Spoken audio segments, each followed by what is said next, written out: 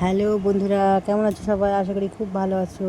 তো আমার ইউটিউব চ্যানেলে একটি নতুন ব্লগে তোমাদের জানাই অনেক অনেক স্বাগতম। তো এই যে চলে এসেছি মলে সোনুকে নিয়ে ঘুরতে। তো অনেক দিন ধরে সোনা বায়না করছিল যে একটু মনে গিয়ে গেম খেলবো। মানে একটা তবলা দোলনা আছে, আমি ওটাকে তবলা দোলনাই বলি। জানি না এটার কী নাম, কেউ জেনে থাকলে অবশ্যই জানিও। তো এটাতে চাপাচুপো করছিল, তো ফাইনাল আজকে নিয়ে এসেছি। তো শুনে এখন চাপবে, আর আমি তো ভীষণ টেনশানে আছি। তার কারণ হচ্ছে সবাই জানো যে সামনে হচ্ছে এসএসসি পরীক্ষা আছে।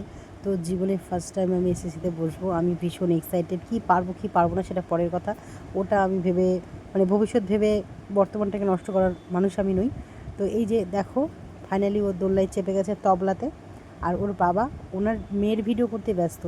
তো যেখানেই যায় সেখানে গিয়ে ও মেয়ের ভিডিও, বিয়ের ছবি তুলতে ব্যস্ত হয়ে যায়। তো আমাকে ধরো পাত্তাই দেয় না। তো আমি বললাম যে তুমি তো আমাকে একটা ছবি তুলে দিতে পারো।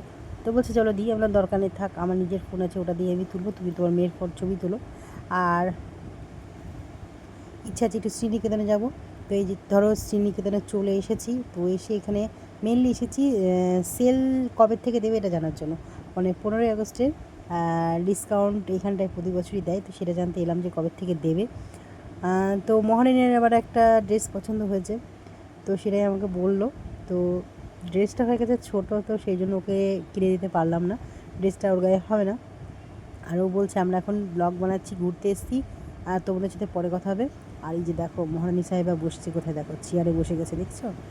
আর আমার প্রতিদিন যেহেতু কাপড়ের ডিপার্টমেন্টে থাকে, তো ও যেখানে যায় না সেখানে গিয়ে আগে কাপড় দেখতে লাগে, মানে কাপড়ের দোকানে গেলে।